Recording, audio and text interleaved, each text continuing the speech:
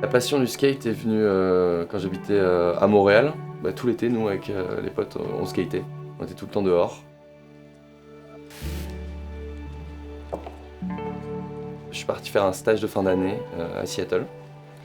Et c'est là que vraiment l'idée de fabriquer ces skates est venue.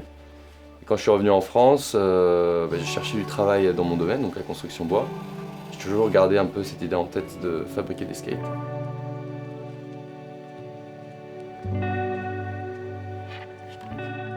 Donc je savais pas fabriquer une planche au tout départ. Moi j'avais vraiment les compétences d'ingénierie et tout ça, et le travail du bois je connaissais pas du tout.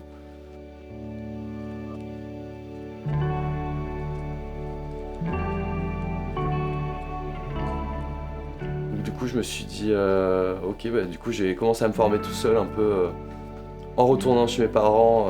J'ai habité pendant un an chez eux et je travaillais dans leur préau un peu sous la pluie, déplacer les affaires de mon père et la tondeuse et tout ça pour me faire un petit espace, un petit établi.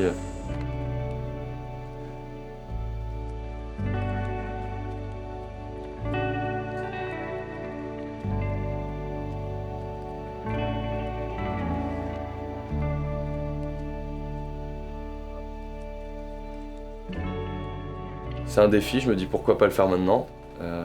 Et du coup je me suis lancé, même si personne n'y croyait au début, parce que voilà, faire des planches de skate c'est pas forcément rentable. Et ça va peut-être durer 1 an, 2 ans, 3 ans, 5 ans, et après ça marchera peut-être plus. En tout cas je le fais, et puis on verra bien pour la suite.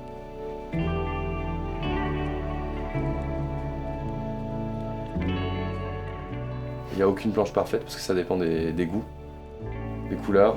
Il y en a qui vont dire la planche parfaite c'est pour faire de la figure, il y en a d'autres c'est pour faire de la descente. Pour moi une planche parfaite c'est une planche qui répond à tes attentes.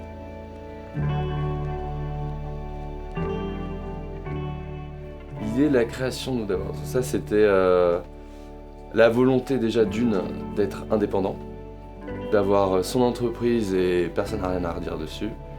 Le défi d'avoir sa propre entreprise et de se dire pourquoi pas moi, pourquoi je pourrais pas y arriver. Mais le principal c'était vraiment de mélanger la passion de la glisse que j'ai depuis tout petit. Je fais notamment du surf, du body, du wake et plein de sports de glisse, dont le skate. Et la passion pour le bois.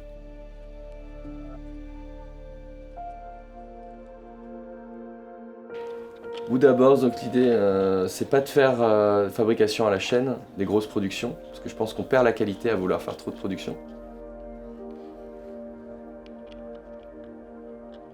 Travailler le bois, la matière, les différentes essences, valoriser les essences de bois françaises, le aulne des Pyrénées, le noyer de Dordogne, et tout ça, c'est important, c'est vraiment... Il y a une sensibilité pour le bois et j'espère à travers les planches que j'arrive à transmettre ça, quoi.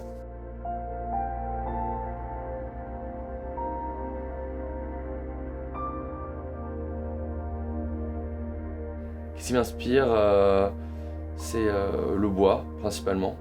Pouvoir travailler plein d'essences différentes qui sont magnifiques avec différentes variations, qui n'ont pas les mêmes caractéristiques et qui se travaillent différemment.